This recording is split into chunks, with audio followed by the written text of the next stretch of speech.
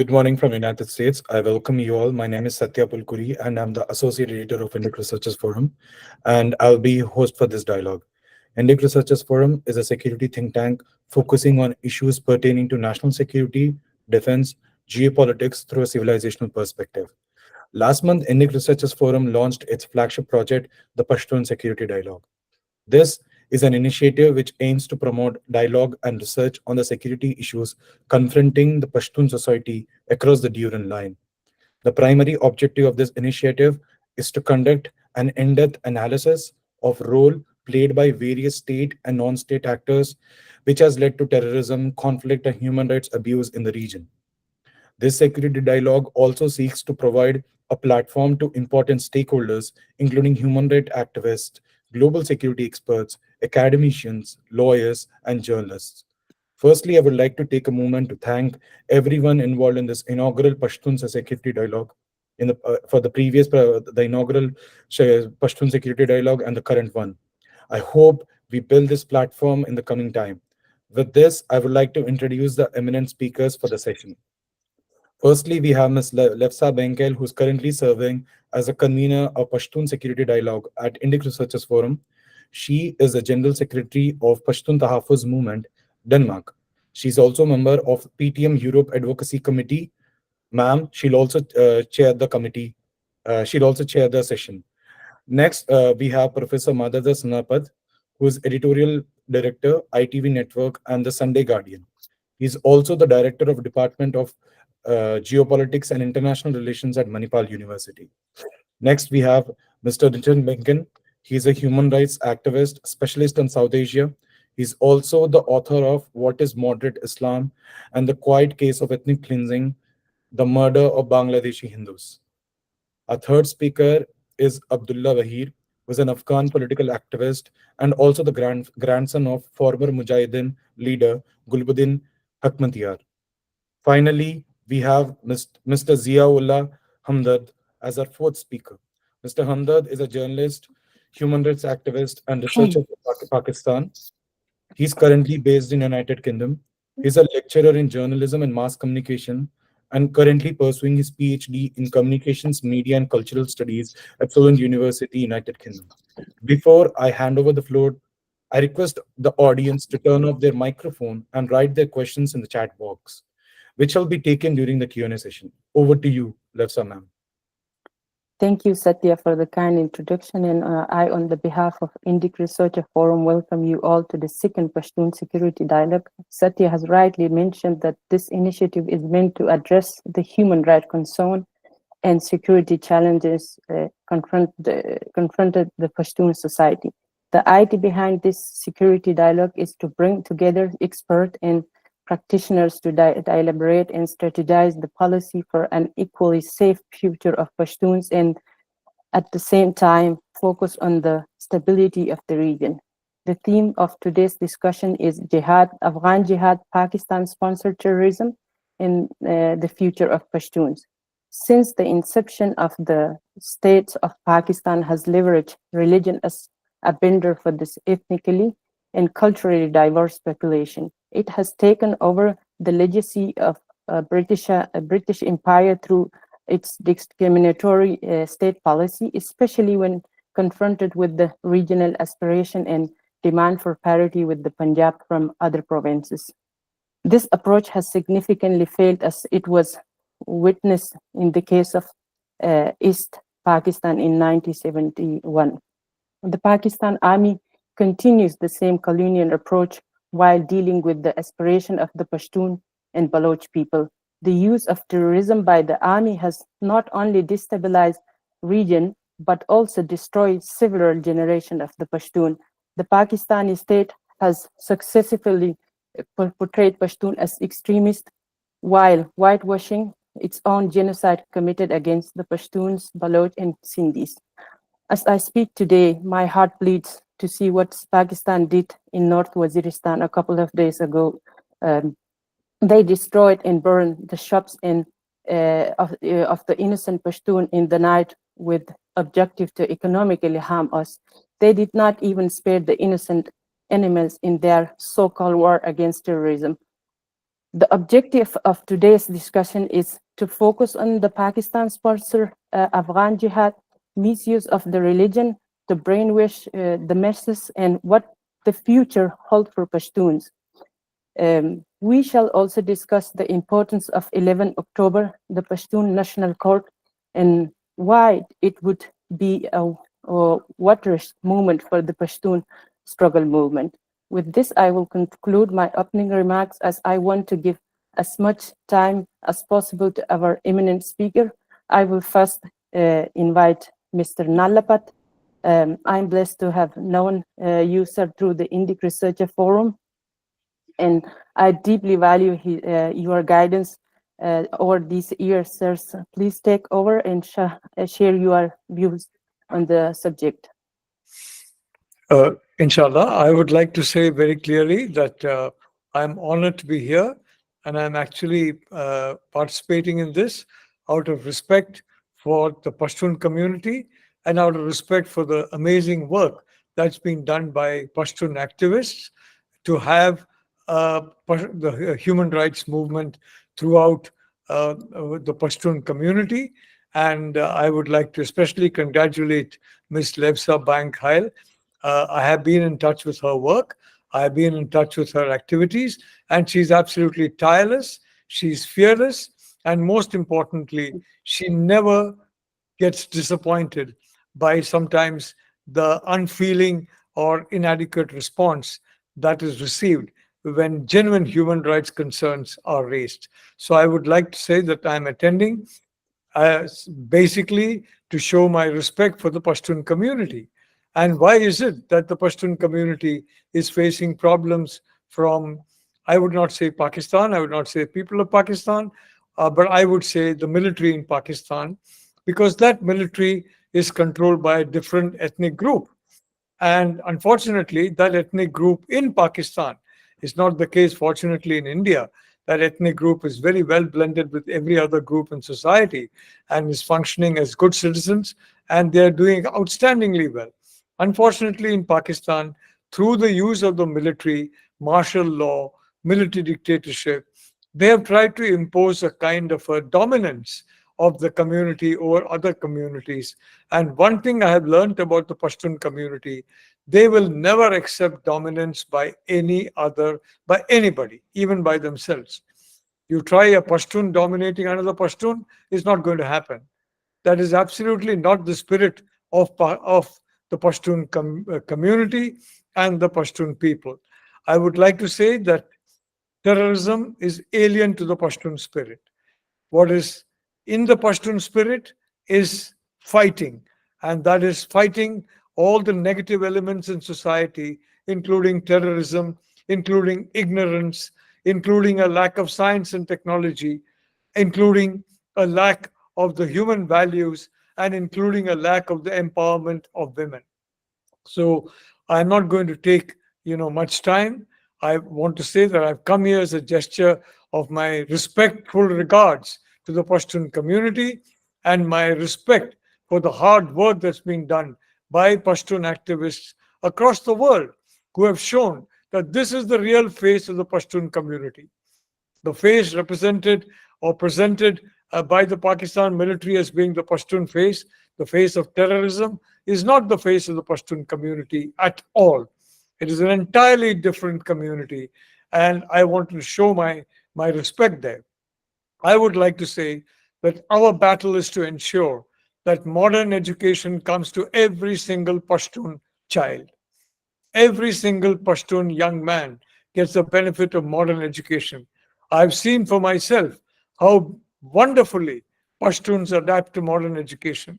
And in different parts of the world, they do outstandingly well. They become pioneers in tech, in science, in technology, in health, in so many other fields if given access to modern education. So our battle is to give every Pashtun access to modern education. Our battle is to give every Pashtun woman access to empowerment. Levsa has given an example of what Pashtun women are capable of what women in general are capable of.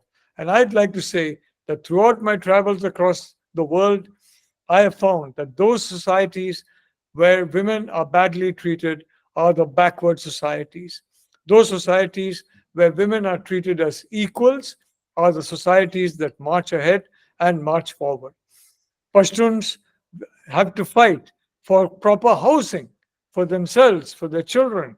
So you have empowerment, you have education, you have housing, and you have, importantly, health as well. And if I may say so, I think someday in a free Pashtun community, you're going to get medical colleges set up, which are going to train young Pashtuns in medical science. Today, young Pashtuns have to go far away. As those who are wanting to study medical science, those who are wanting to escape the clutches of the Pakistan military, have to go far, far away and to study. They need not. They can study in their own land. And one day, that human right will also come. Human rights includes the right to education, the right to health, the right to housing, the right to women's empowerment, the right to be to know your cultural heritage, and to understand that we are a society where everybody has their own culture, their own heritage, but everybody is equal. Every heritage, every culture, so long as it is bound by the precept of non-violence to others and lack of contempt for the others, so long as it is not bound by a feeling of superiority over the other. Because let us not forget, wherever we go, the poorest individual we see in terms of economic development will have something new to tell the world, if only that person, he or she, were asked. Everyone is the fount of wisdom.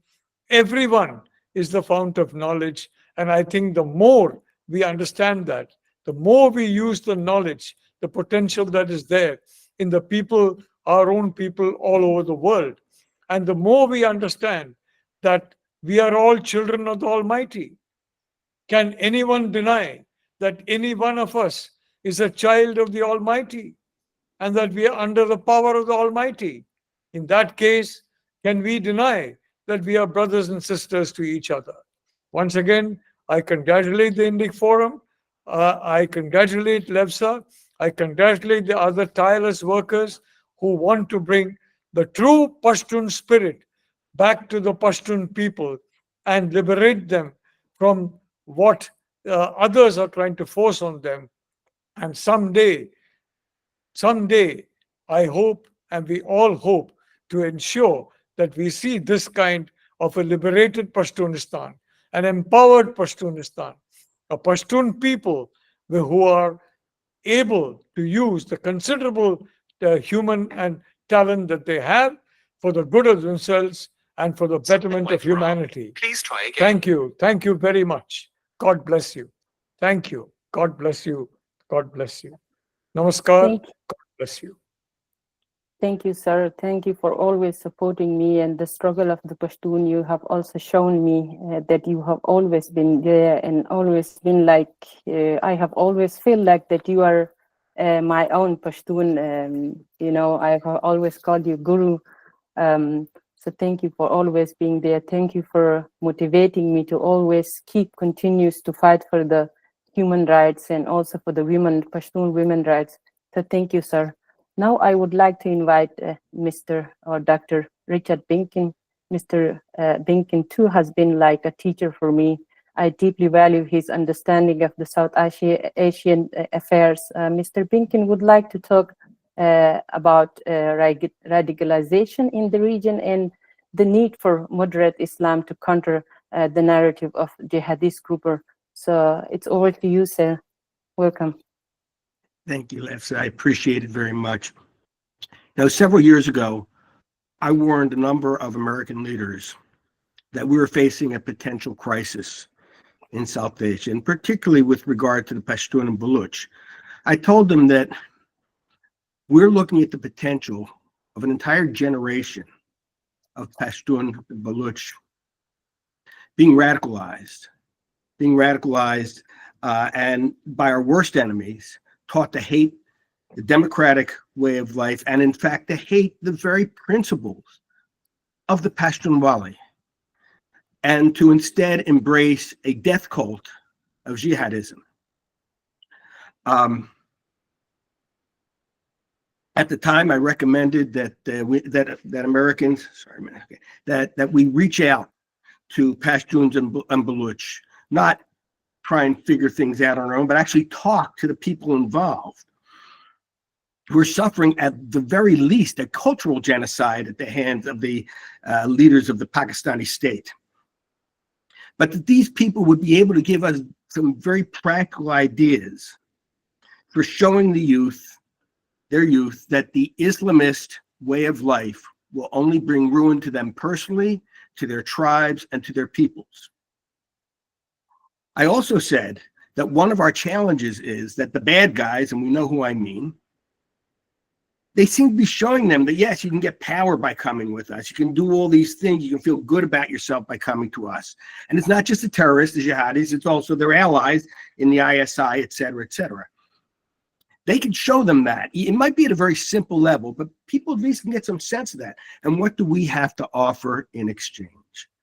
The way the ISI has set things up, all we have to offer on that side of the door online is objective poverty and social ostracism. We need to be able to give the youth, and now I'll switch from Baluch and Pashtun, just addressing Pashtun as an outsider, by the way, and I realize that as an outsider. We need to give the youth an alternative to the jihadis. Anyway, that's what I told them several years ago. Well, for whatever reason, they didn't take my advice. And by the way, the insights that I was imparting, a lot of it actually came through my relationship, my interaction with Levsa and other Pashtuns. So I felt that I was giving them some pretty good insight into what we might have to do. Now, so anyway, but for whatever reason, these leaders either did not take my advice, maybe they asked the wrong people. I don't know, but for whatever reason, they just kind of let it go. However, let's think about this. So we kind of let things pass. You know, the Taliban in Afghanistan has recently built about 2,200 madrasas. And we know what the madrasas teach. They're not teaching the Pashtun way of life. They're not teaching the principles of Islam. They're teaching radical Islam. They're teaching jihadism. And there are 2,200 of them recently built by the Taliban who are giving Pashtun youth that education instead of the education we would hope for them. And instead of giving them the education, it actually comes out of the values and principles of the Pashtuns. So, you know, they're also a big part of that is the suppression of women. I just want to take one moment to say that I've been working to try and help many of the Pashtun women in Taliban-led Afghanistan. It is very difficult. There are very practical impediments because people are trying to, that geopolitically, people are trying to have complex relations with that government. But that suppression of women is certainly contrary to everything that I've always understood is at the core of what Pashtuns believe. So I just want you to know that my prayers go out every day for the brave Pashtun women in Afghanistan that are even standing up to the Taliban at great risk to themselves. But so as I said, we've seen a victory of Islamism in Afghanistan with the Taliban, and they seem to be tightening their grip every day. Although what it seems many Taliban leaders are finding is that in governing, you really need to put something other than ideology in front. But again, I wouldn't really trust what they have to say. But anyway, so we see that in Afghanistan. On the other side of the door online, we see Pakistan edging ever closer to being a failed state, and really only being held together today by the ISI, its allies, and we know who their allies are, other terrorists, and of course, by Chinese money. And of course in Iran, I think we pretty much know what there is in Iran. While all three states could be brought down by their own ways, we still risk a radicalized generation that will buy any conspiracy theories. And boy, I've heard so many conspiracy theories to try and explain what's going on in the world. But to buy those conspiracy theories, blaming the trolls and their leaders' failures, not on themselves, not on their philosophy, but perhaps on the Jews or the United States, I tend to be the biggest targets. So I think I think the key, one thing we have to keep in mind right now is that I think our biggest foe right now is the education that so many Pashtun youth are receiving on both sides of the Duran line. So what do we do about it? Well, I think my experience has been that the only way to convince people that that way is not the right way for them, and that in fact the principles of freedom, of brotherhood and sisterhood, of empowerment for everyone is the way, rather than jihad. And the only way to do that is to offer people something very, very practical, to show them that, yeah, actually you will turn out better. Your tribe will turn out better. Your people will turn out better if you follow this path rather than the path of jihad. Now, if people have been keeping up on the news the last 2 days, it seems that Israel's kind of helping us in that. We know that the jihadi leader of Hezbollah was just taken out. His commanders were all taken out. The jihadi leader of Hamas was taken out.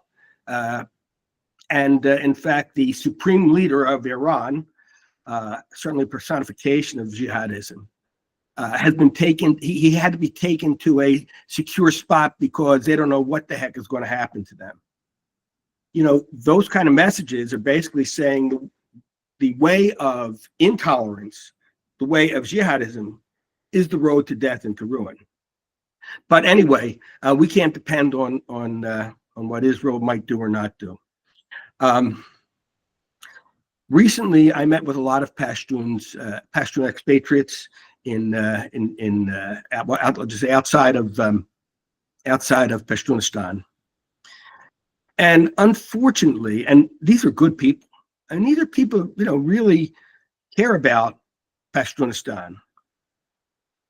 But unfortunately, one of the most powerful messages I took away was that as a group, still not united. Certainly, there seems to be a divide among Pashtuns from one side of the Duran line and those on the other side of the Duran line, which of course we know, by the way, was an artificial border created by the British, by the occupiers, but somehow it seems that many of the people I've spoken with have bought that division as a reality, and that, well, we only need to only concentrate on one side or the other. But that unity is not there. I've also seen a lack of unity of purpose among people, perhaps based on tribal relations, perhaps based on particular desires for supremacy, or at least power within any kind of Pashtun movement. And by the way, I'm not including the PTM in these statements. My experiences with the PTM have been, I mean, there haven't been a ton of them, but I've developed a tremendous respect for what the PTM does and what the PTM means. So I'm not including them in this. And perhaps the PTM could be that body to help unite Pashtuns. Anyway, but that was something that really struck me. And I know I mentioned Israel with regards to Hezbollah, Hamas, and all that, but just take a look. We have an expression among Jews: if you get 2 Jews in a room, you have 3 opinions. We love to argue with each other, and we always do. But if you notice, as far as the understanding that Israel, and to a greater extent the Jewish people, are facing an existential threat, excuse me, I'm trying to make sure I don't take too much time. Facing extortion, people on all sides of the political spectrum are united. Whatever other things people want, they know that our number one job is to defend our people. Anyway, there's a whole lot. I want to mention a couple other things as far as moderate Islam, or let's say non-jihadism. I think one of the important things to do, and I think the Pashtuns can be a center for that, is for Muslim leaders, both lay and religious, to speak out loudly and clearly and unequivocally, condemning all acts of terror, not to perhaps be fearful of saying something, not to try and understand. No, terrorism is terrorism. Self-defense is self-defense. So I think that's an important part. One other thing I want to mention, and we could talk about this afterwards, about my reaching out to U.S. political leaders, and I still am. And I talk about Pashtuns all the time because this is so important to us. These political leaders, these senators and members of Congress and people in the State Department, they get good causes crossing their desk every single day. Our job is for them to give them the information so they understand, how does that affect me? How does that affect the United States? And we know it does. We know it's in a very real, but that would be another important thing that we can do. And again, to the extent that they can understand that the vast majority of Pashtuns are not those who have sided with the jihadis, but those who maybe could be and when I say our, talk about the United States, could be our greatest allies. I mean, I think that's another challenge that we can face. Again, I'm probably taking up more time than I should, and I look forward to hearing the other eminent speakers. And again, Levsa, thank you so much for all you do. I've certainly admired you and kept you in my prayers for many, many years. Thank you, sir, for highlighting the danger of radicalization and importance of promoting women's rights, education, women empowerment, and unity among our people, both sides of the Durand line. Your point about countering extremism or extremist ideologies and supporting moderate voices in Islam are critical to achieving peace and stability in the region. And also, sir, I would like to thank you for reaching out to me 2 times in Denmark and meeting me in person to know the Pashtun from, Pashtun sides.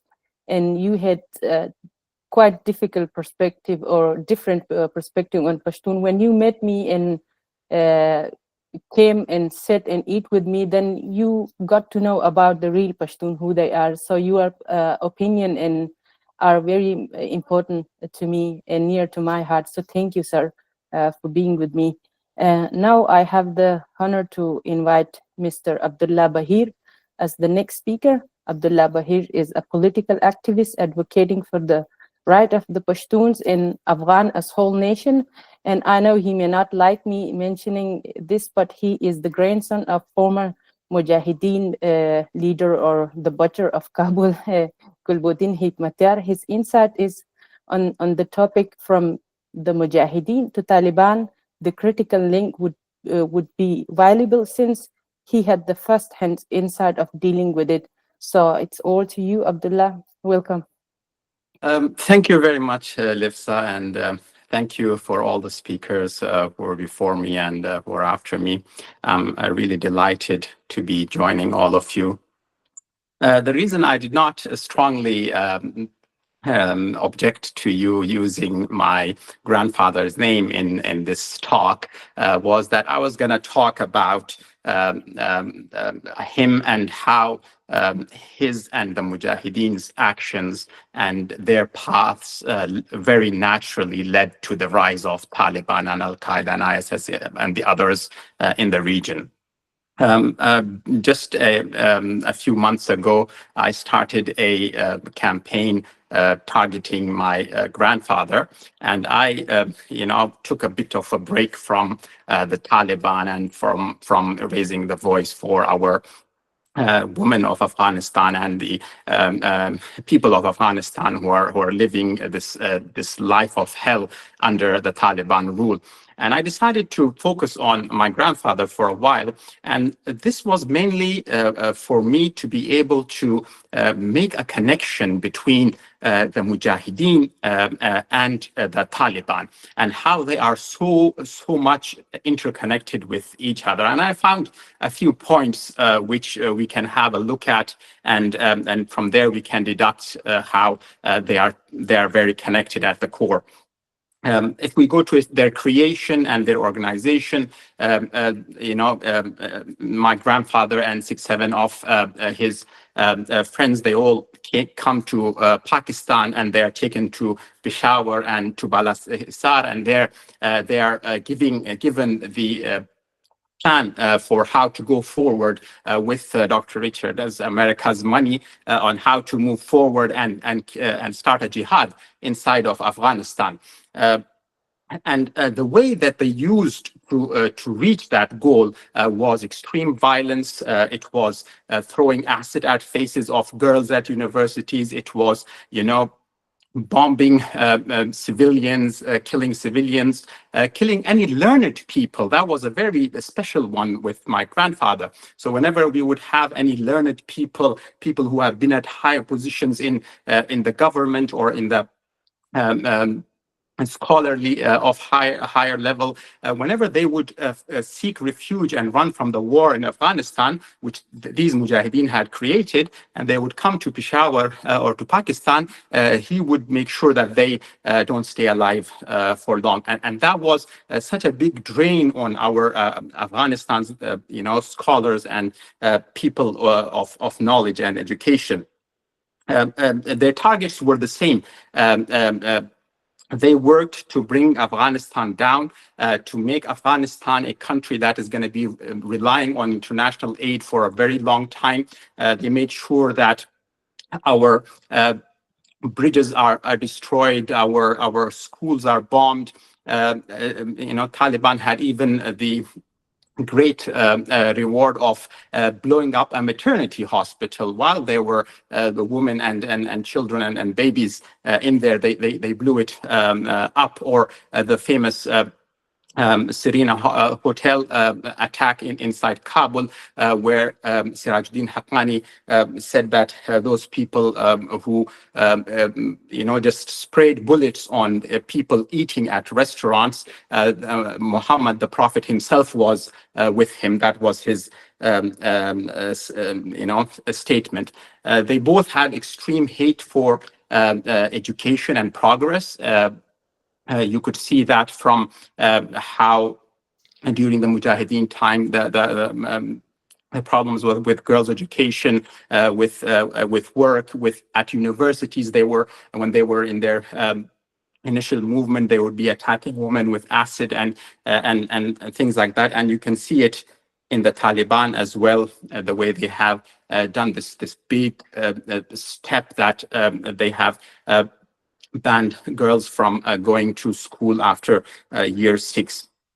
So these kind of things really bring them together. They kind of are very good at bringing misery to the Afghan people through their rule, and this could be through putting checkpoints where they make sure they take a lot of money from businesses or from trucks or from families, crossing those checkpoints, from forcing people into cultivating opium and poppy and making them not grow anything else in those areas, and then taking what they call the ushur, or the 1/10 of it, as a tax or as a zakat, and fighting then over that zakat, that who's going to take this zakat, is it this commander or is it this commander, and all that the people have to pay for. And then obviously they had smuggling lines during the current Taliban. It was done mostly through the CIA because it was such a big operation that it was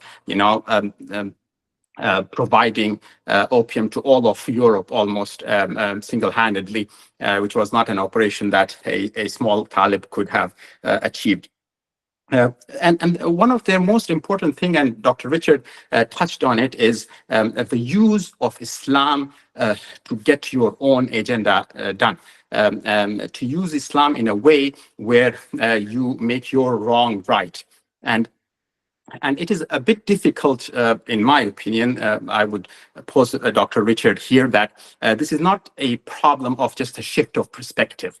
This is not a problem of just like reading a few bad literature books, you know. This is where you take a boy and at 4 or 5 years old and put him in a madrasa, and then feed him with this kind of thought and this kind of ideas, and even go to the extent of showing him videos of Americans or people who they perceive as outsiders coming to a village and then, you know, raping and killing and, you know, pillaging and all this stuff, and you just make sure that they watch that so much that they have this idea that they will do anything to that. There are some other steps as well where these the children are raped, and then they are told that now that you have raped and you have done a very big sin, the only way for you to cleanse yourself from the sin is to go and do a suicide attack. They don't call it suicide, they call it an istishhadi attack, which means that it is a martyrdom attack. So again, using religion to you know, using the name of the religion so badly and connecting it to such bad atrocities.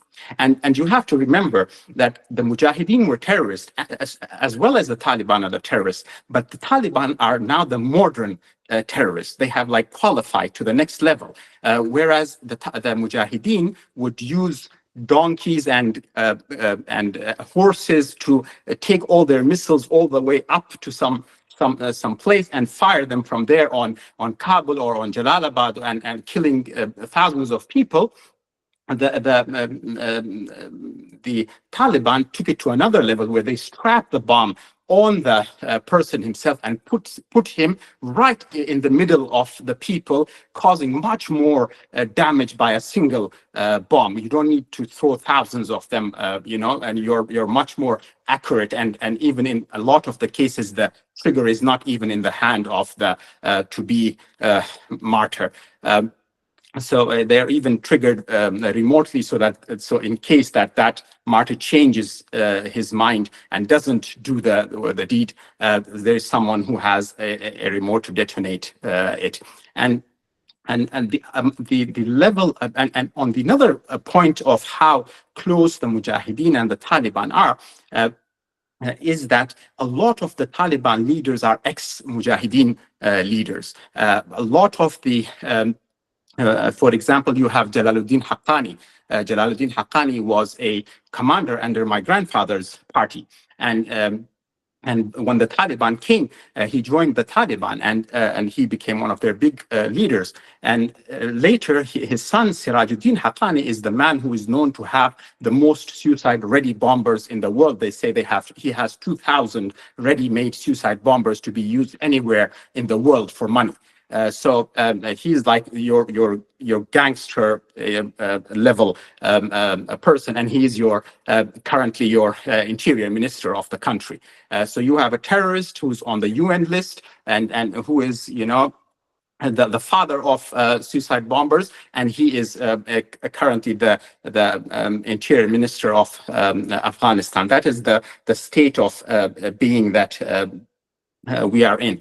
And this part of them where they use the name of Islam and they use the cover of Islam to get their bad deeds done, this is not just a problem for Afghanistan. This is an international problem, and this is what drives Islamophobia. This is what drives you know, people in other parts of the world to get motivated by this and take, you know, I don't know if you guys have seen, but I've seen so many people in Western countries, in other countries, take admiration from, and they admire the way the Taliban is using Islam to do their things. So this is not just a problem in Afghanistan. Then they cause problems for Afghanistan by affecting other countries, and they bring problems to Afghanistan and to the Pashtun people. And obviously, they're not abiding by international laws for anything. Is again a very big commonality between the two.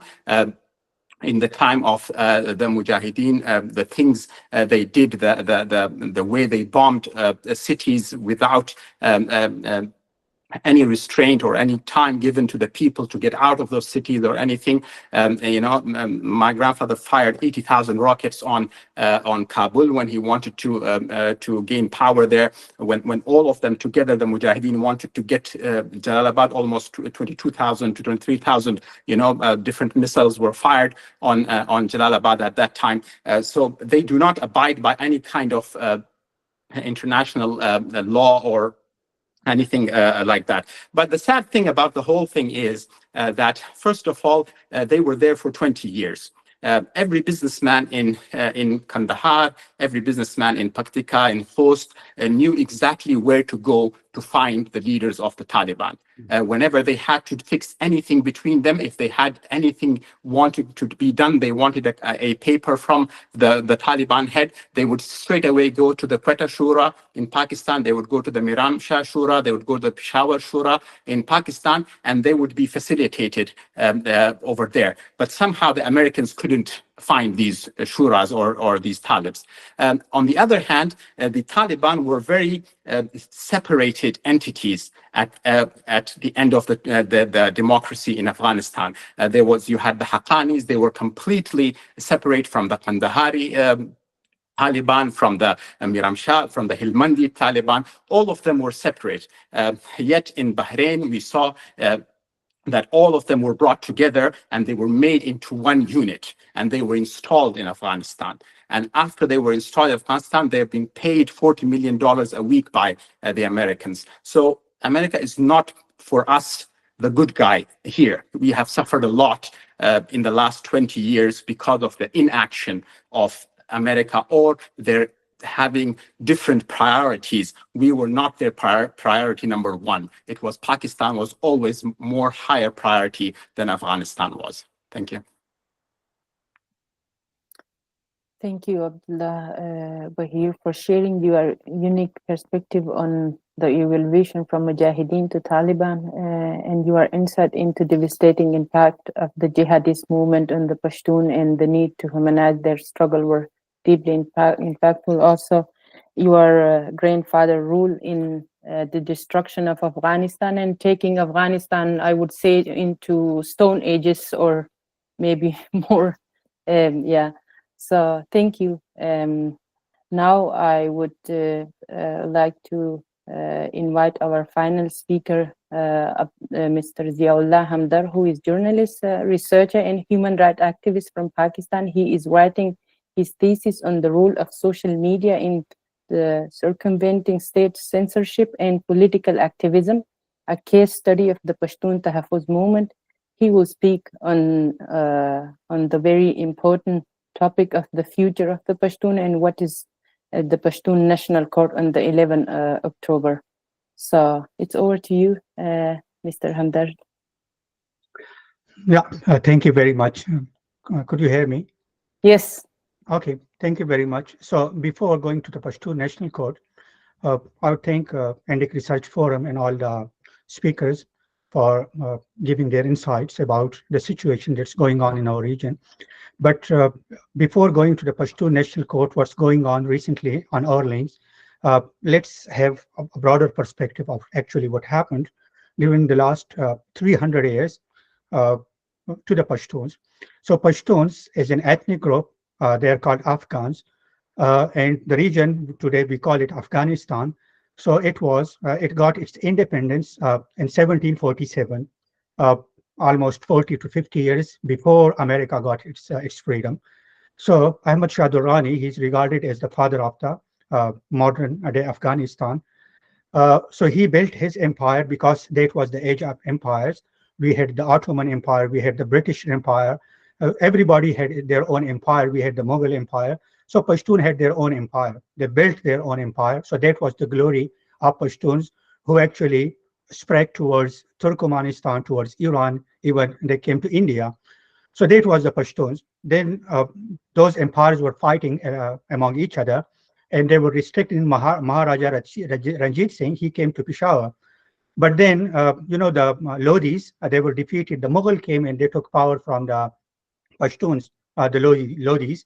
So Pashtuns have had a lot of states, princely states inside the region, like Swat or Dir, and there were other so many states. Even in Bengal, the Khiljis, they were ruling.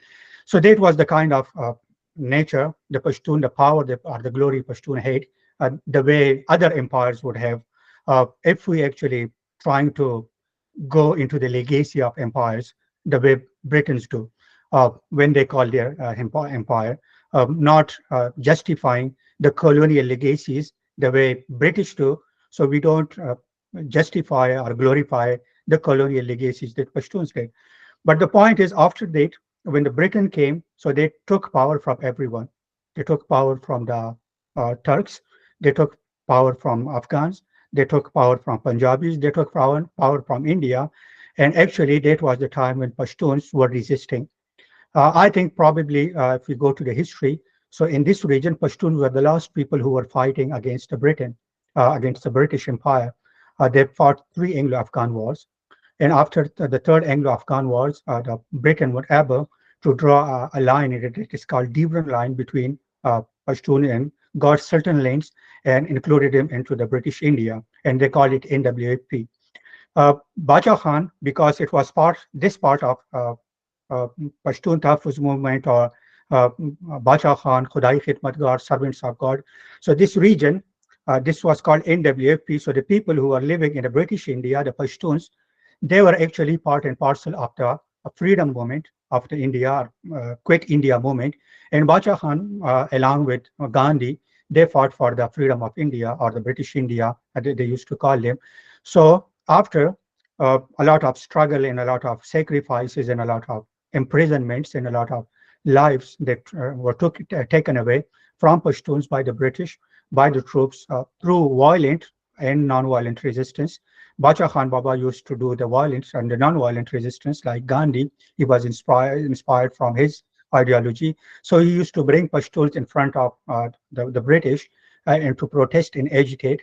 While there were other forces, like we had Ajab Khan Afridi, we had Haji Mirza Ali Khan or Fakir of AP from the tribal belt, who were actually fighting with guns against the British.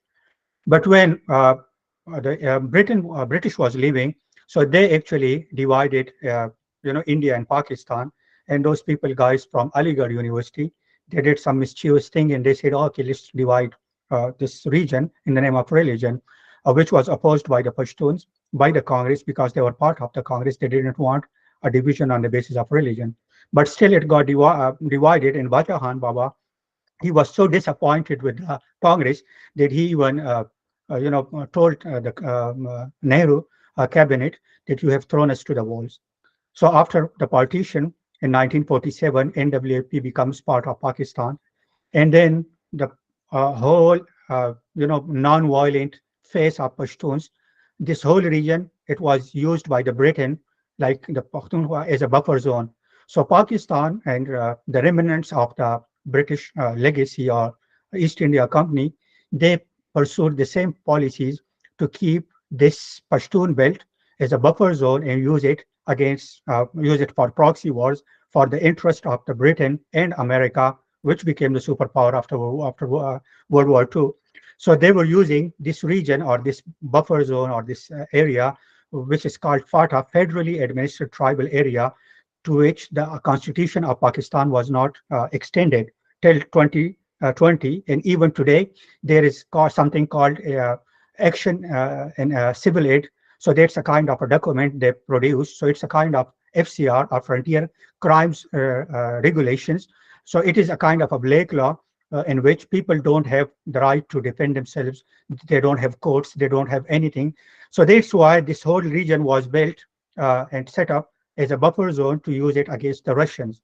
And then during the Cold War, this whole region, like Mr. Abdullah Baheer mentioned, during the 70s, his grandfather and all these people were brought by the Pakistan, Muhammad Shah Massoud, Gulbuddin, Hekmatyar, Rabbani, etc.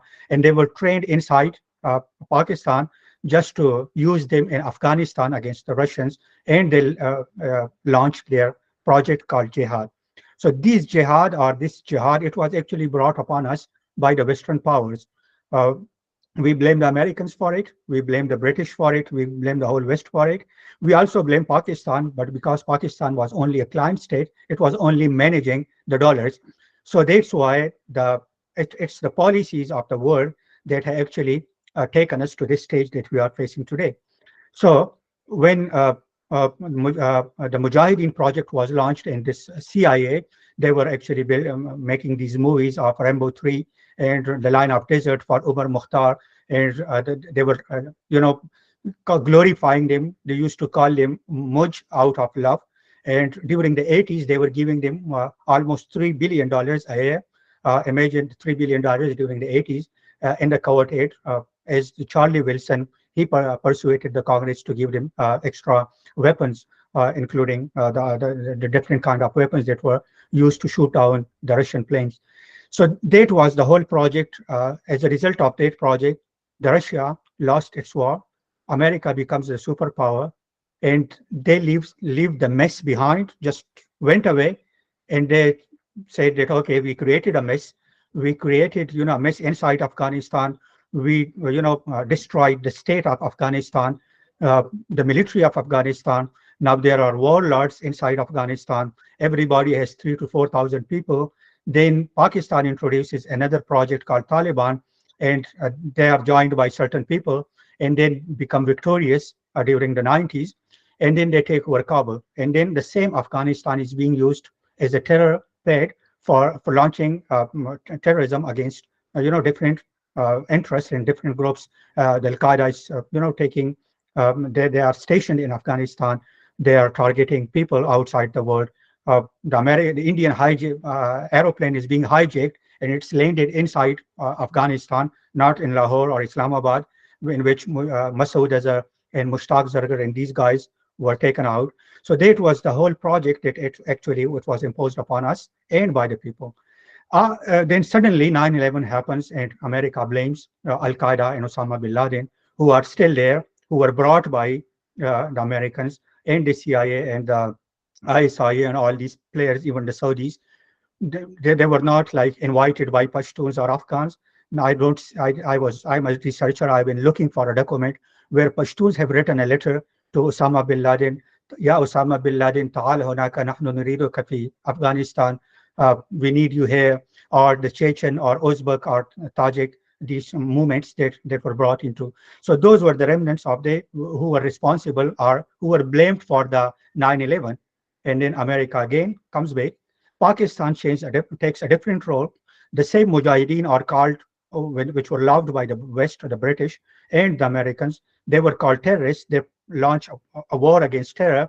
Pakistan, who actually recruited or created them or supported them through the projects of madrasas and certain centers they had established in Peshawar to create the war syllabus for them.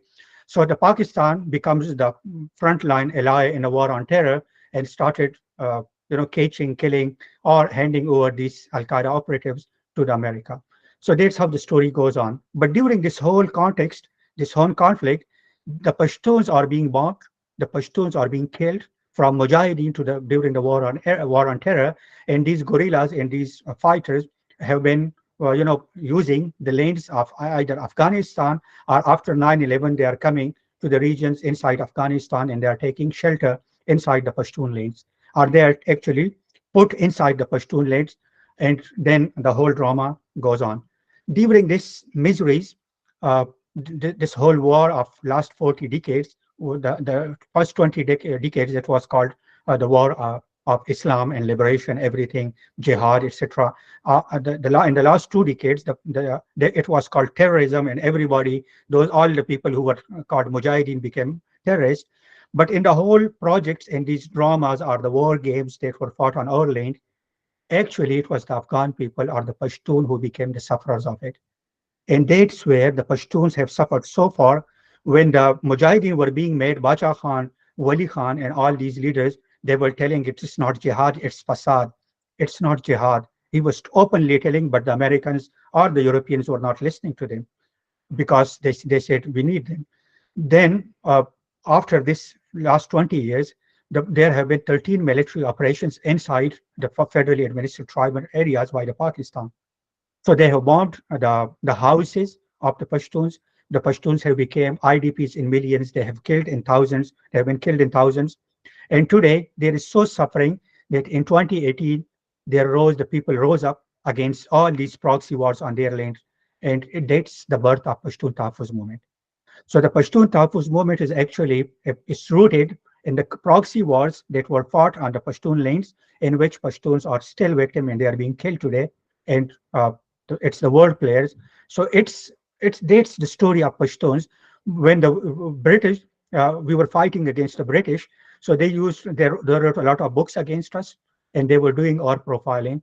When they launched the Jihad project, the whole Europe and its media or ideological apparatus started beginning writing against Pashtun, and we were demonized. We were called, we were some more terrorist or more Islamist than Arabs, which was not true. But after the birth of Pashtun Tahfuz movement in the last 7 years, the Pashtun Tahfuz movement have actually mobilized people, the Pashtuns across the Duran line and across the world, the diasporic Pashtuns in Europe and wherever they are stationed, because these wars have forced the Pashtuns to become diasporic. Even after the fall of Kabul, more than 8 million people have left Afghanistan, including those brilliant brains that were educated during the last 2 decades. So now you can imagine that this is the kind of movement and the struggle the Pashtun Tahfuz movement is leading. So the Pashtun Tahfuz movement, it took 5 basic demands and put it in front of the state of Pakistan. The first one was arrest Rav Anwar. He was a police officer who killed one of the tribal youth. His name was Naqib Masood. He was killed in a fake or staged encounter in Karachi. So that's how the people, it became a moment for Pashtuns to mobilize, and it shaped the form of a movement. So that was the first demand. The second demand was stop proxy wars on Pashtun lands. We don't need any proxy wars, any jihad, any good Taliban, any bad Taliban, because the state, the Pashtun Tahfuz movement leadership, they blame the state of Pakistan for nurturing, for protecting, and for launching all these Taliban for different projects.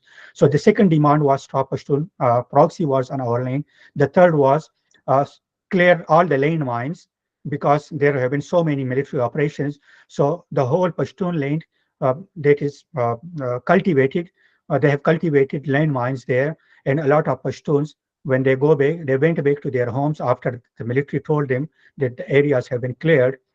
So now their cattle and even their kids, while playing, they are blown up. Their body parts are amputated. So that was the third demand.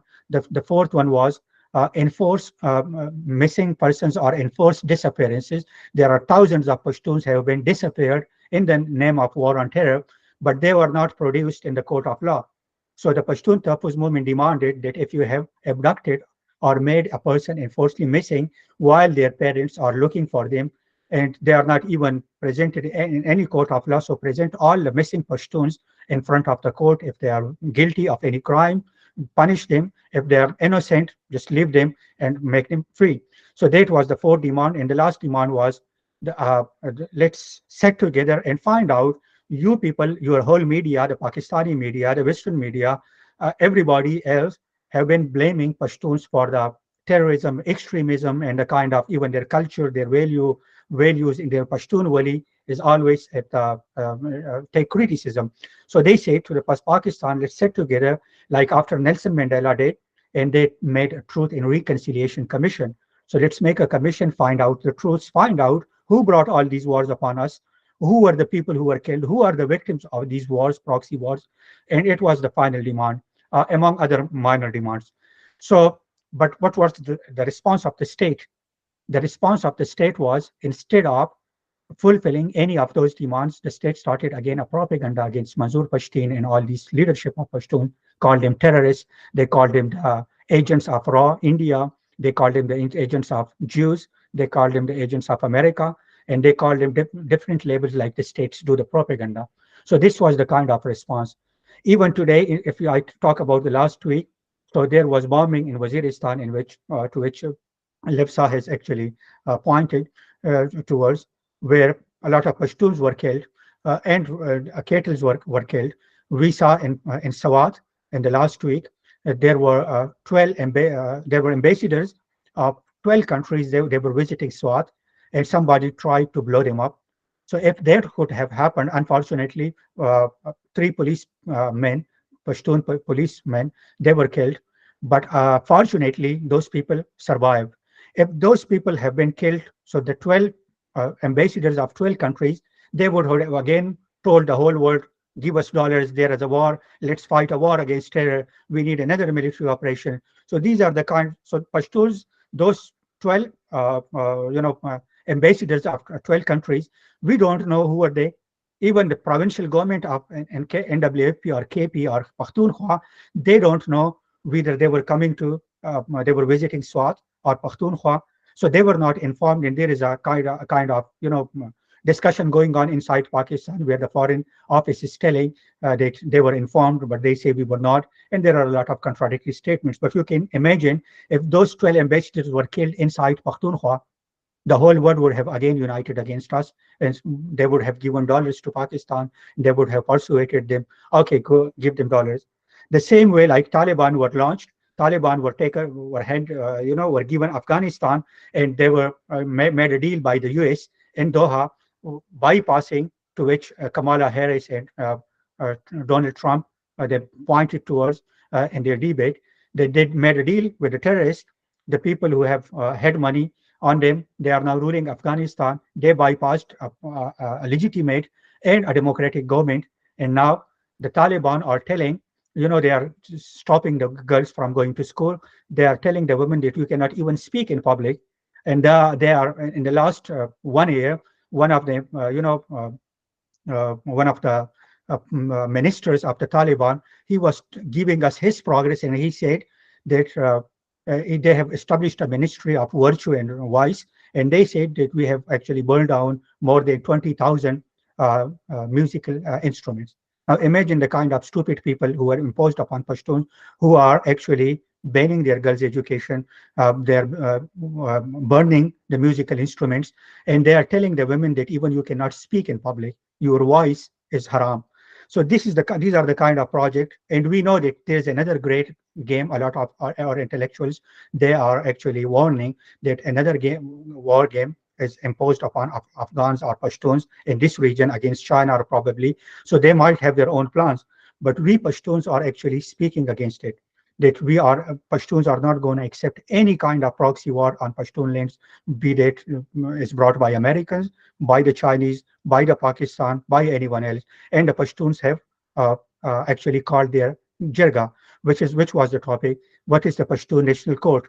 So the Pashtun National Court is the national gathering of Pashtuns in which the Manzoor Pashtun, who is the leader of Pashtun Tahaffuz movement or Pashtun protection movement, he has called upon all Pashtuns. He went to every tribe, to every members of the civil society, to lawyers, to academia, to professors, to journalists, to the trade unions, to the student unions.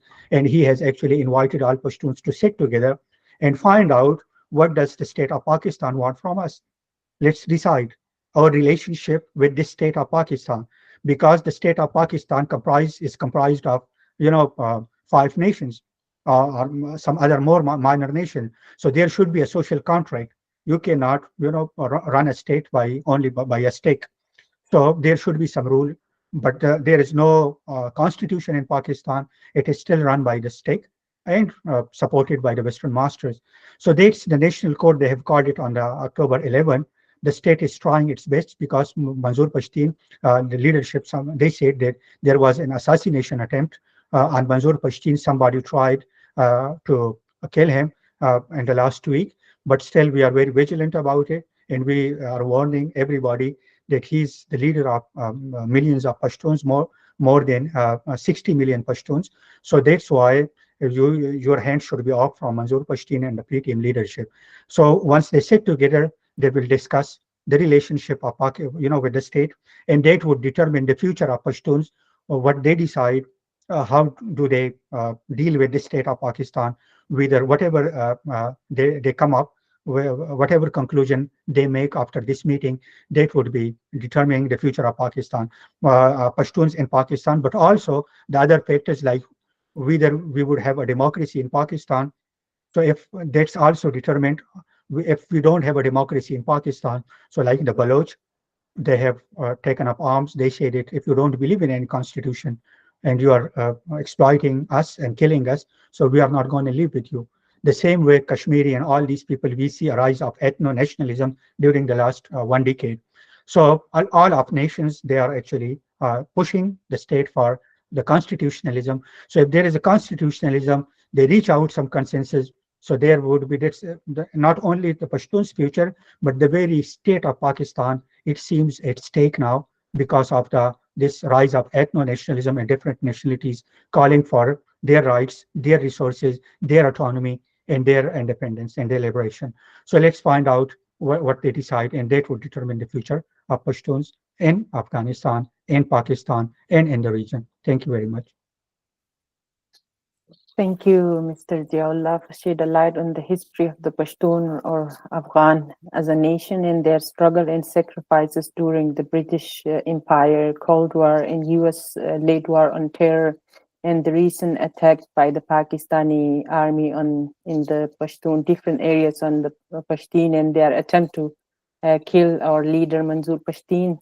And also you are mentioned on the National Court and shed a light on that.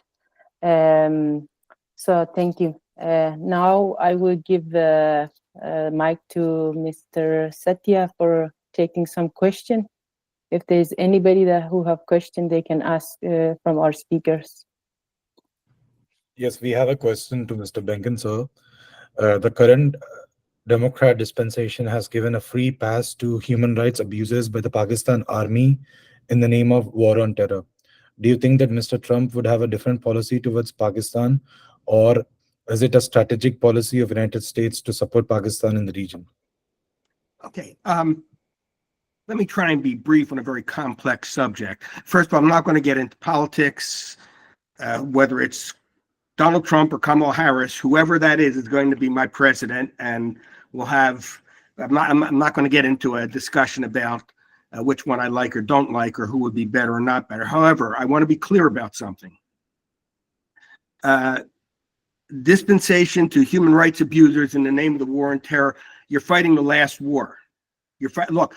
And I want to be clear about, I will not defend every action that my country has taken, particularly in this region, particularly with regard to the Pashtuns.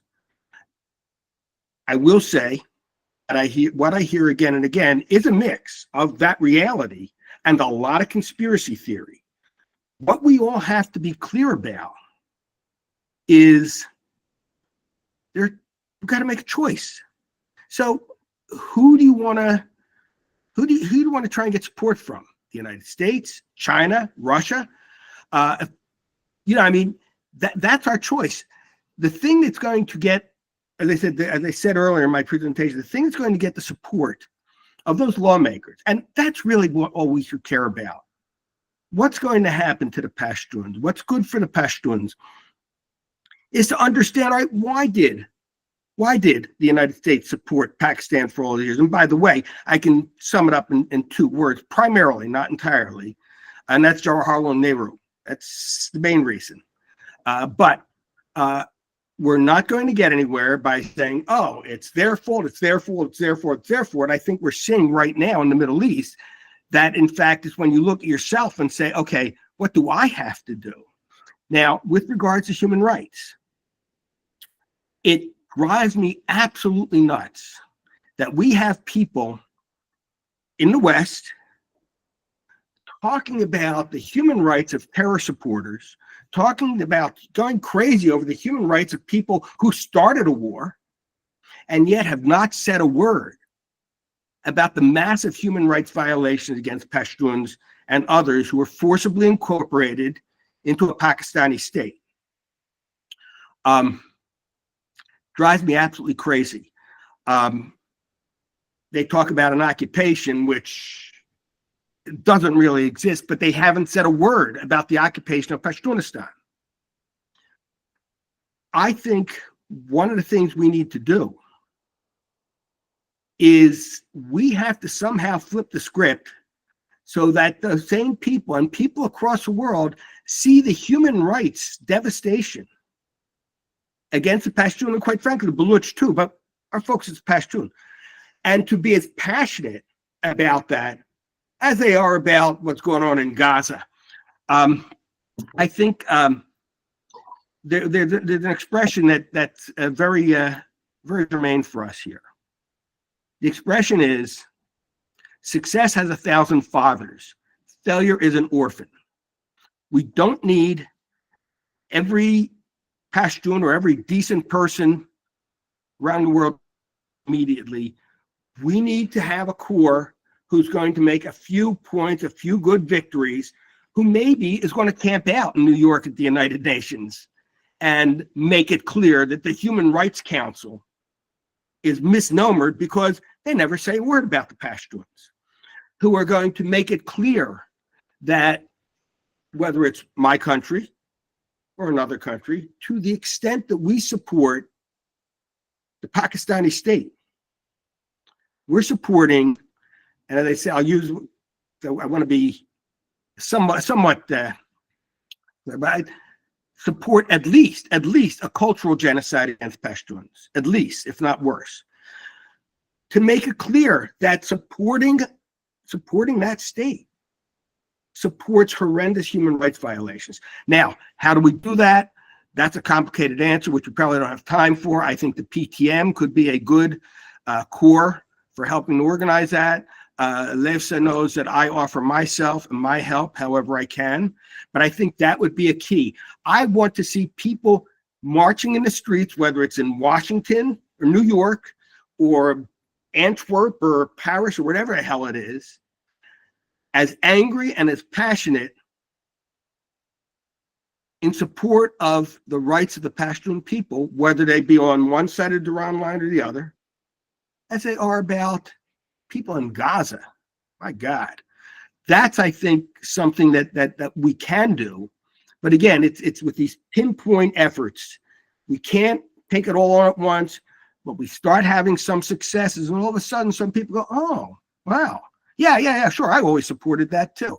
You'd be surprised how many people jump onto it. So that would be my suggestion with regards to that. Thank you so much, Dr. Benkin. We have another question addressed to Mr. Abdullah, Baheer, again, Dr. Benkin and Zia Ullah Hamdard, sir.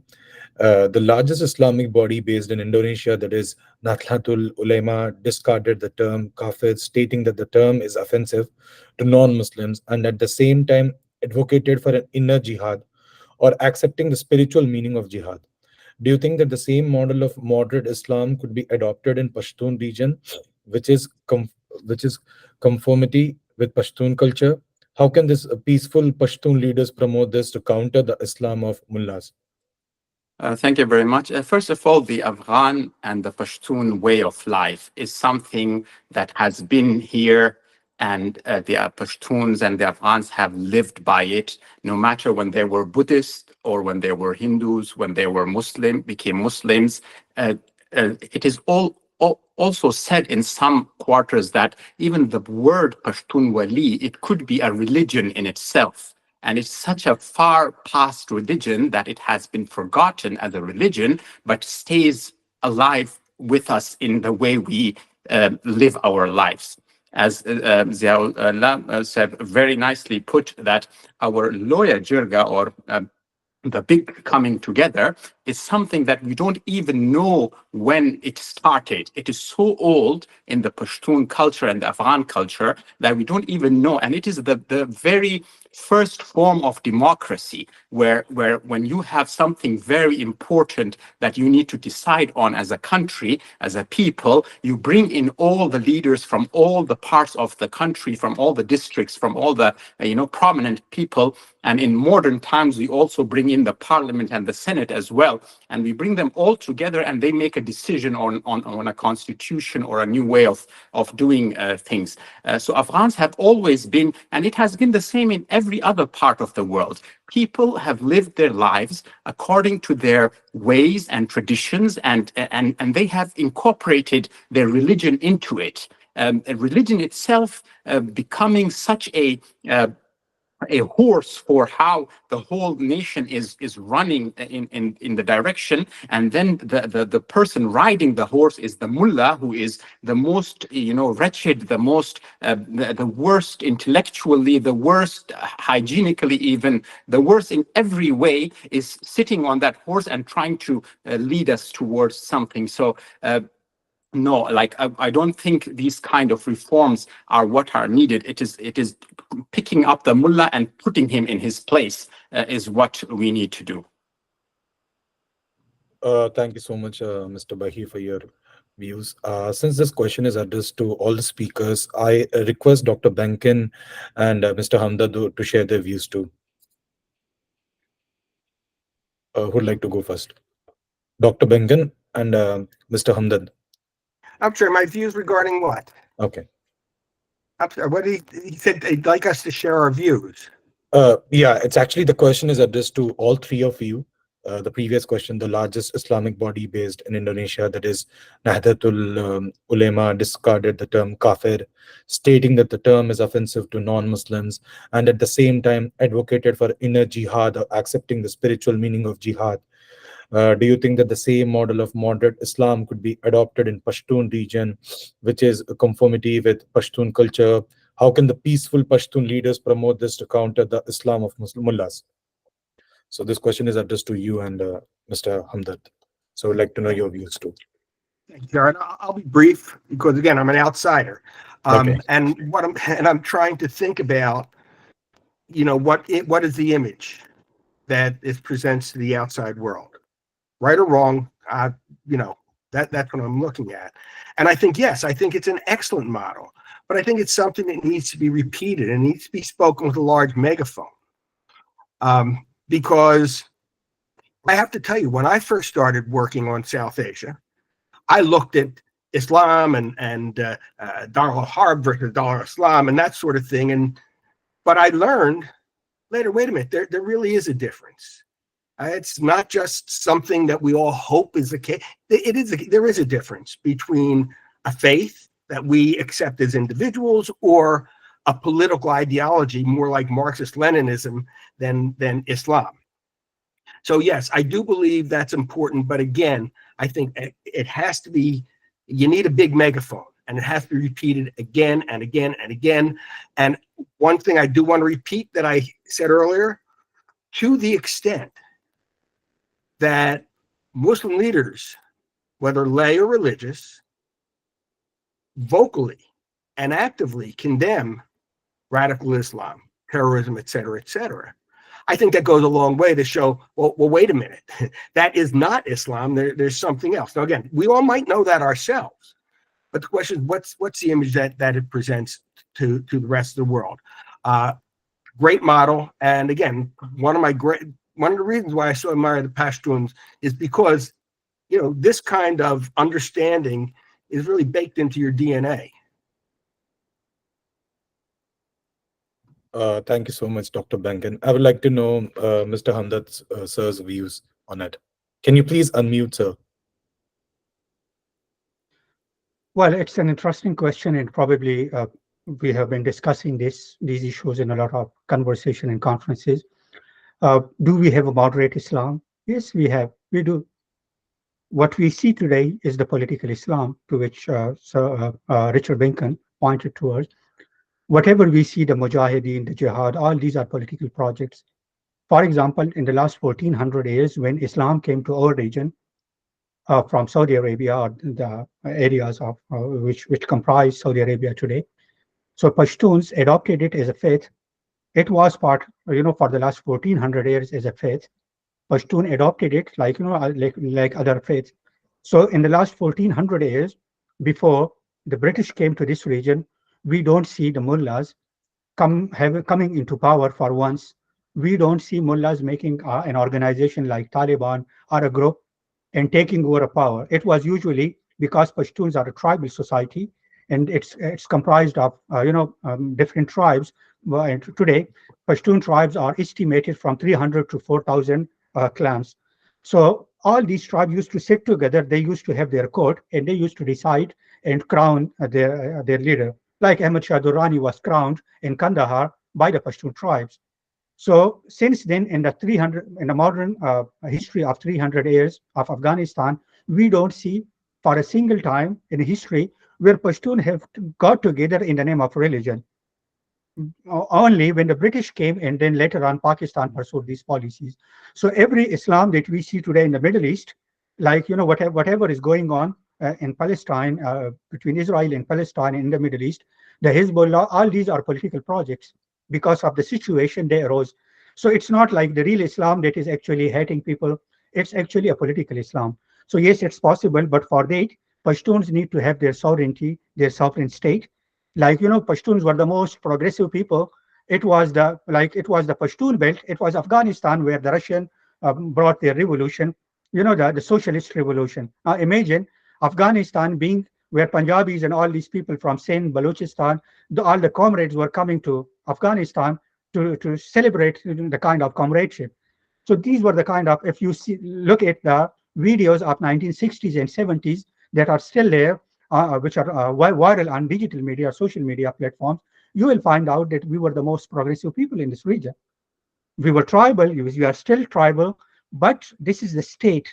We have lost the state. Once we get back the state, we have the most, progressive, the most modern, the most secular kind of values. The Pashtun will is very much based on secularism. So though we were not, what happened actually, the drama, like the Europe, they fought, 300 years. They had a movement of enlightenment, age of reason, and they debunked their, clergy and their kingdom. So it was an alliance of their kings and their priests. So they fought against them. There was a revolution. It was called the French Revolution. And today we see secular states inside but what the West did, they actually imposed the same religion upon us, from which our religious states upon us, from which they got freedom since 300 years ago, because they knew these are the projects through which they can achieve their gains, and they did. If you read through the, Henry Kissinger and all these people from Chomsky to all these scholars, you will find out that actually it's the West. They like democracy for themselves, but they like Taliban for us. They like secularism for themselves, but they make Mujahideen for us. So that's why, this whole region, even Muslims were living in India, in Pakistan, in this region.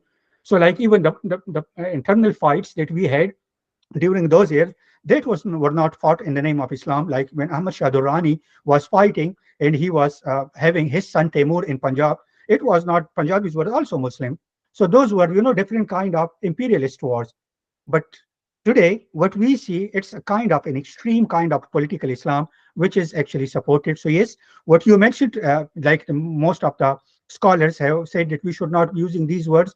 I think we have more dangerous words than the word kafir that are still used. There is so much propaganda going on. So I don't think we can stop it at this time, but it can be done politically once all the nations, they are free from the clutches of these proxy wars. Thank you so much, sir, for your wonderful response. I have a question to Mr. Baheer. How do you think propaganda can be curtailed in the current Taliban regime, considering all forms of expressions are strictly monitored and shaped accordingly? As Mr. Ziaullah mentioned, the rise of the PTM 7 years ago or a bit more, that also coincides very closely with the rise to power of Dr. Ashraf Ghani, the last elected president of Afghanistan. during the term of Dr. Ashraf Ghani, there was a lot of work done towards nationalism, towards patriotism, towards telling Afghans and Pashtuns who they are, to make them proud of their history and of their country, of their flag that I've put behind me. This was not a symbol that you would see very normally before that time. So that kind of change after such a long and devastating war after war, Mujahideen coming at us, and then the Taliban coming, and then ISI, and then America, and then we just have been taking it on the chin again and again and again. And it was that was kind of the time, even though we were under a lot of pressure from all the Taliban attacks and all, like they were making sure that we do not live normally, that Afghan lives don't, prosper. There's no, security. There's no stability. But even between that, it seemed that there was a project that said that one day there will come a day that the name Mullah will be thought of as an obscenity, or as if you are, saying a bad word to someone by calling them a mullah. And this has come into the Afghan spirit now. The Afghan hates the mullah. The Afghan doesn't want the mullah. The Afghan wants their flag back. They want their autonomy back. They want their military back. They want to live where they were, respected in the world, where we had a say in the international forums of the world, that we were not out of the UN, that we were not out of girls' education and be in the darkness. So the Taliban do not stand a chance. And there are like thousands of activists in Afghanistan who are like me, and they're all together working to make sure that we raise enough awareness in the people so that they know that their enemy is Pakistan, and anybody who comes from Pakistan is their number one enemy. So I am very, very hopeful that we are 40 million in Afghanistan. We're 50 million inside Pakistan. 60, 70,000 fighters of Taliban cannot stand against us. Thank you so much, Mr. Baheer. I have a question for Mr. Ziaullah Hamdard. The question is, as you have said that Manzoor Pashtun and the PTM are labeled as agents of Jews, and RNAW, also known as RAW, the US-led Western powers have always sided with Pakistan for its strategic interests. Do you think that PTM could ever attract international support, given that it decides to avoid any contact with India? Well, it depends, the kind of proxy wars that are fought on our lanes. So it's always, we have, being an academic, if I go and mention Woolstein, who has, explained this word, the kind of, the nations who are at the core and the nations who are in the periphery. So not all nations, in today's world, are sovereign. It depends on the level of sovereignty different nations enjoy.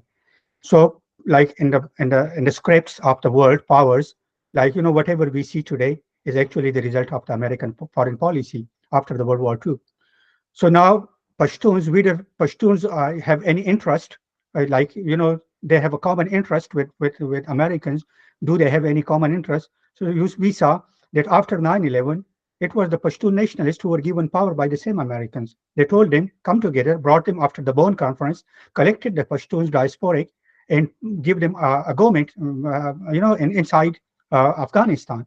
So that was the rise of Pashtuns. In the last 2 decades, we have also acquired a lot of, we built some of the institutions. Those were actually destroyed during the last 4 decades. So in the last, there was some progress, but it depends totally on the kind of interest, whether they converge with the interest of Pashtuns. But actually, Pashtuns, they have been, as a nation, in an oppressed one, and victimized one, and have been, the victim of the proxy wars on their lanes. They're still calling the whole world. But unfortunately, like the previous question to which Abdullah Baheer responded, that gives the answer. Like there is so much propaganda that when you impose a war upon anyone, like the powers, then those people are, calling for, for their freedom and liberation and their victimhood, but nobody listens to them because they don't have those powers or tools or ideological apparatus. Pashtuns don't own media. Pashtun don't have, when you don't have power, like Taliban have power, so they are using the same instruments from media to syllabus, from institutions against the Pashtuns, and they are trying to, use them for extremism. So the same way, if we get all those tools back, yes, it's possible that we can go, but Pashtuns have never had any kind of, after Afghanistan is a good friend and ally of, with India, even after, when India came into existence, after the partition, the modern state of India. So there, Baja Khan, we still have those photos where Indira Gandhi, she is being, in the hands of Baja Khan. So all like Pashtuns don't have any personal enmity with India or with any other nation. Pashtun didn't have any enmity with Americans. They didn't start a war. It was not Pashtuns. It was the proxies who started those wars. So Afghans didn't have any enmity with Americans. But these are the kind of games that are being played on all lanes. So the main point is, yes, it's possible, but India has never been. They have never helped Pashtuns the way they could. Like when Pakistan came into being, so Pashtuns, like in NWFP at that time, Pakhtunkhwa, it was the Congress. Pashtun voted for Congress in 1946 election, not for the Muslim League. So Bacha Khan Baba, his brother, he formed a government. Congress made a government inside Pashtunkhwa, inside Pakhtunistan or NWFP. When during the partition there was so much bloodshed, it was the Pashtuns, the Congress, who made the Hindu protection committees, and it was only the only historical evidence we have of the massacre of Hindus inside Pakhtunkhwa or Pashtun Hindus who were leaving Pakhtunkhwa towards India after the partition. Only 450 of them were killed. And there were 2 killed when they entered Punjab during attack. They were taken out from the trains and they were killed. But the Pashtuns inside Pakhtunkhwa, they made sure no Hindu is being harmed by anyone because they called them brothers. They formed committees for them. So that was the kind of legacy we had together with India.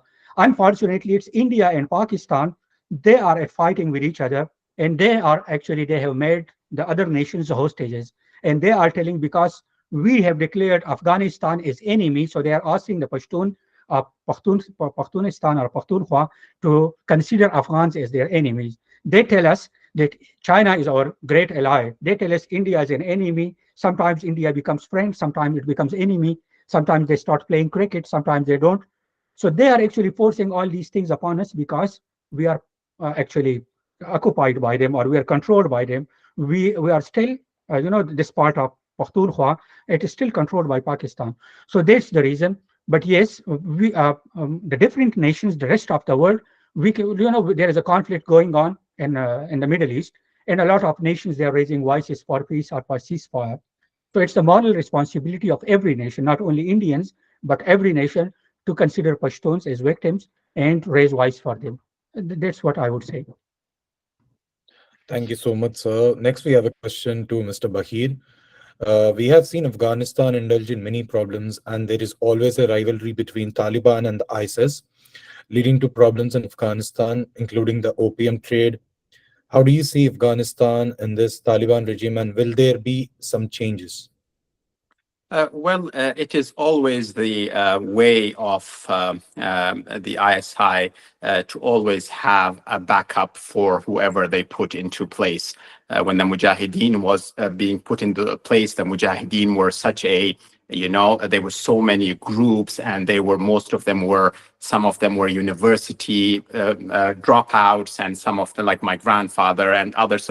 So they didn't come from one centralized place. They were very coming from different places. So when they fought that war with them, and then when they decided to throw them in the bin and bring a replacement, they made sure that during the Mujahideen time, they had enough madrasas built inside Pakistan, in Balochistan, and in NWFP at the time, for them to create another force for the future, which were the Taliban, which then took power so easily because all the Mujahideen commanders and others were already in the pockets of the ISI. And I think the only person who actually went for fought the Taliban was my grandfather, because he had a bit of a fighting with them before he fled out, and Taliban were able to capture most of Afghanistan then. And then you have the ISIS now coming up as another replacement for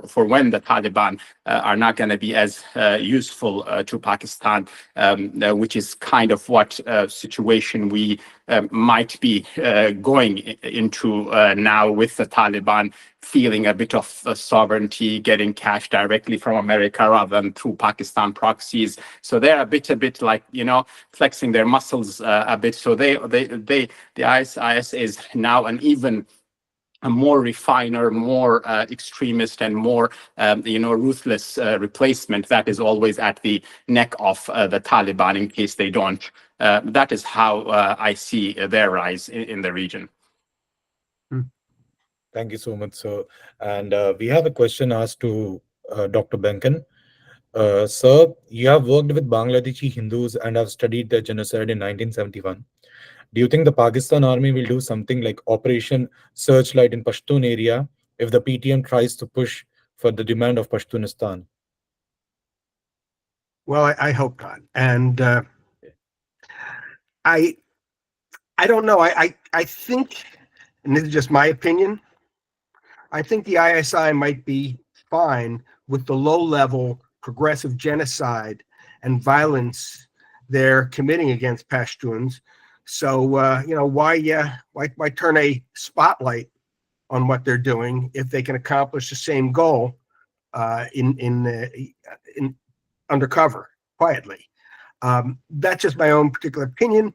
I think that something like Operation Searchlight would also be difficult, because if you take away the Pashtunistan from the physical map of Pakistan, that's a big chunk. At least East Pakistan was non-contiguous. It was far away, could sort of seeing it being separate.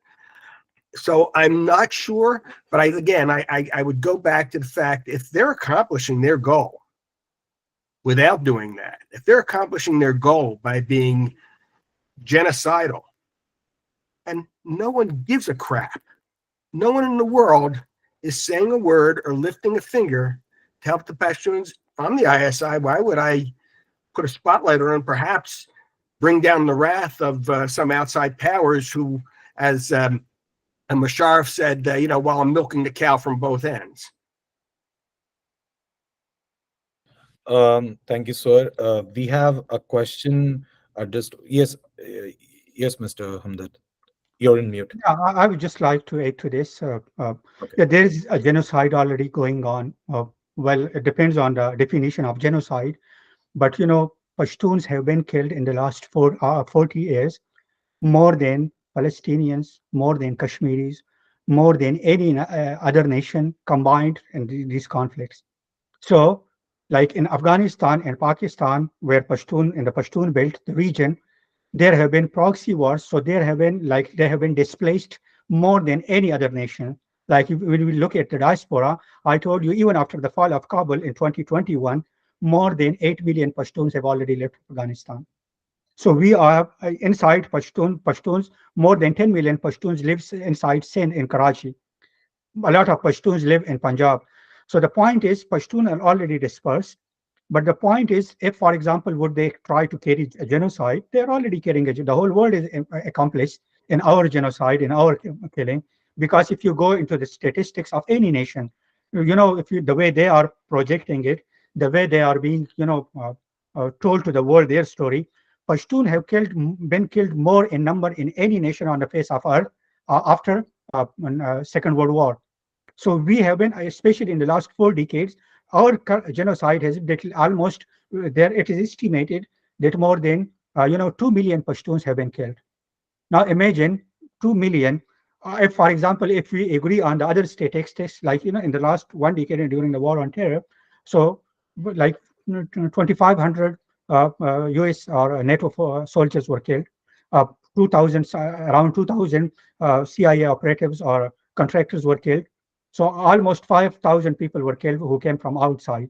But indeed, more than 70,000 Pashtuns were killed inside of Pakhtunkhwa in Pakistan during these operations.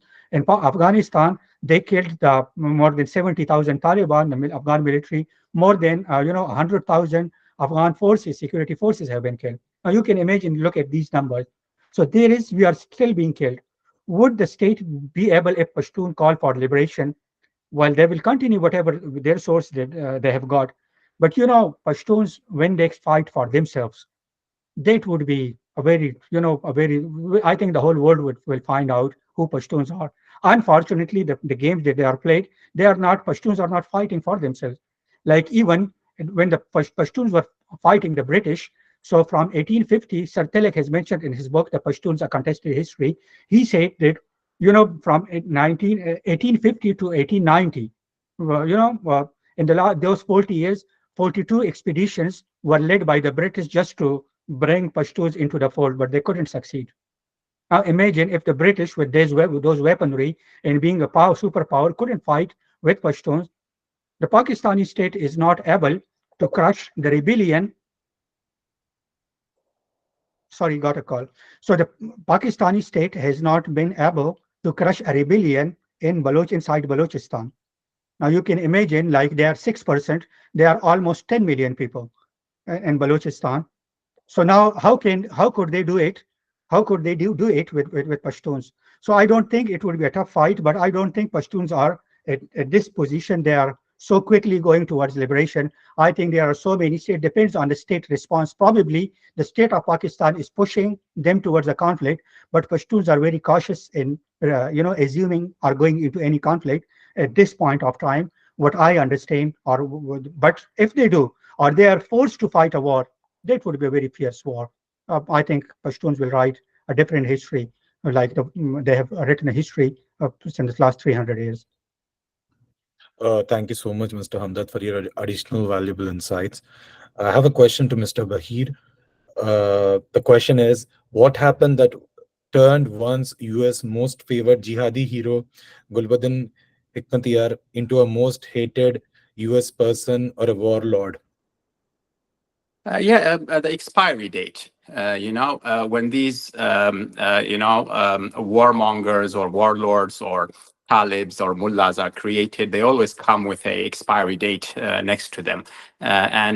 His expiry date passed, and Pakistan and the Americans were looking forward and looking ahead. He, especially when he went to the US on some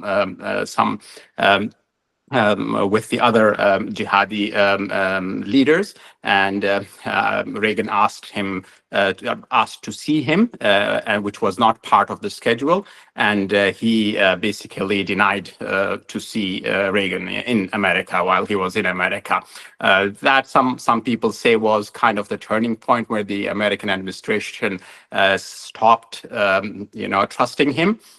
But I think the main thing was that the plan was already in place to put in a more sharp, focused, more terrorist, something that is built from the bottom up, which is the Talib, which is the mullah, and because they have a proper production engine for them, which is the madrasa, and they create them from there, so they become much more fierce and much more horrific fighters who can go and do suicide bombs and stuff like so. So the world was modernizing, so terrorism needed to modernize, and it was like not at the level of Hekmatyar anymore. It needed to go up to the level of Taliban and suicide bombing.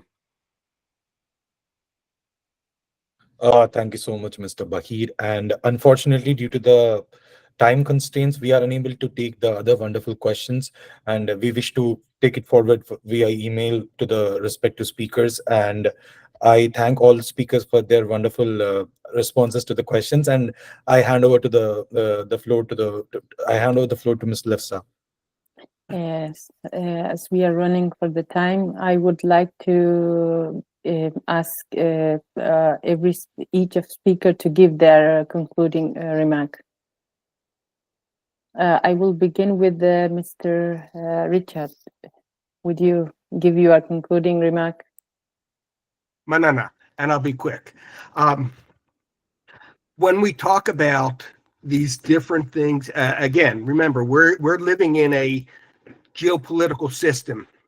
I think we're going to keep a couple things in mind. One, during all that time when the U.S. was supporting Pakistan, which it's not anymore, quite frankly, and I know this, it's because the U.S. saw everything within the prism of the Cold War. Things change, prisms change, how the U.S. will perceive its interests change. And I think an important goal for us is to help U.S. policymakers, U.S. lawmakers to see our interests are in a free and independent Pashtunistan. Secondly, I know PTM has some issues if they have contact with India. However, I think we also need to recognize India, within a matter of not that many years, will be the dominant power in Asia. By the end of this century, China will have half the population that had the beginning of this century. It will not be able to continue to support CPEC and atrocities like that. It does not have the people to run its economy. It doesn't even have enough advanced pilots to fly the planes on its aircraft carriers already. So I think it's very important for Pashtuns to think about how one would involve India, or at least out to India for some kind of support, whether it's overt or covert. Thank you. And by the way, thank you, everyone. I also want to tell the other speakers, thank you, because I learned from you. And by listening to you, I learned, and perhaps my ability to help in this larger struggle will be a little bit more than it was before I started here today. So thank you to everyone, and again, thank you to Indic Research, and especially to Levsa. Thank you for being with me. Thank you for supporting us in our fight for our rights and for justice. And thank you for advocating for the women rights, especially the Pashtun women and the Afghan. Now I will give the mic to Ziaullah Hamdard. Sahab, please give your concluding remark.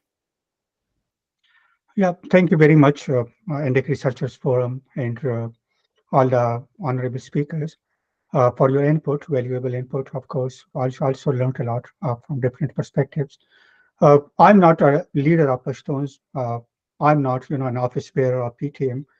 But the way I've studied this movement or uprising since the last 5 years, because I wrote my PhD dissertation on PTM, so I found out like the Pashtun nation is a changed nation.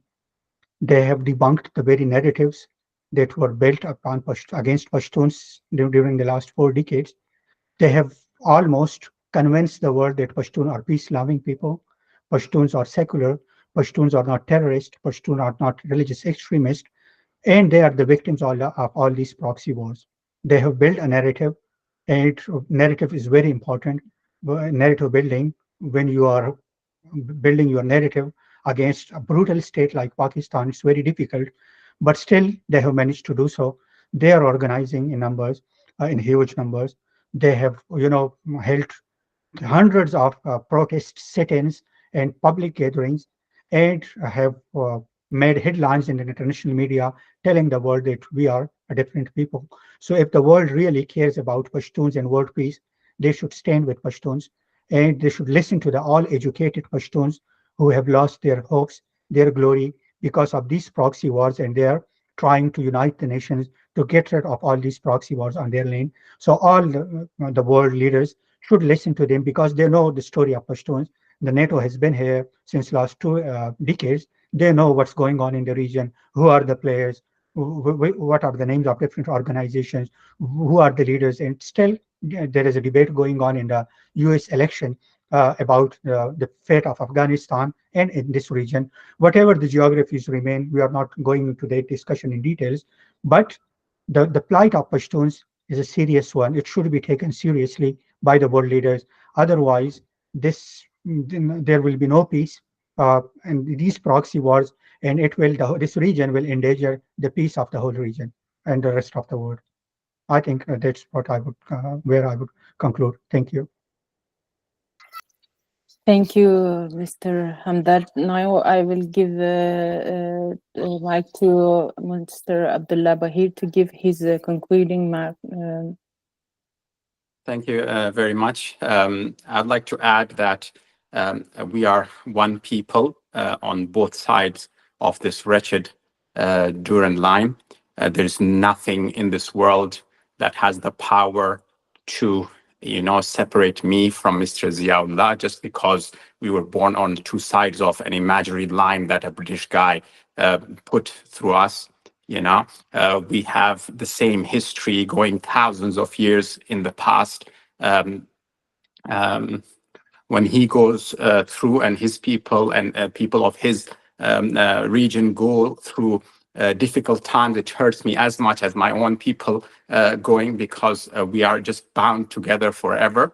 And so is our fate. And as long as the world is supporting Pakistan, as long as the world is keeping a blind eye on all the atrocities that the Pakistan military does in the region, the Pashtun and the Afghan will keep on suffering. But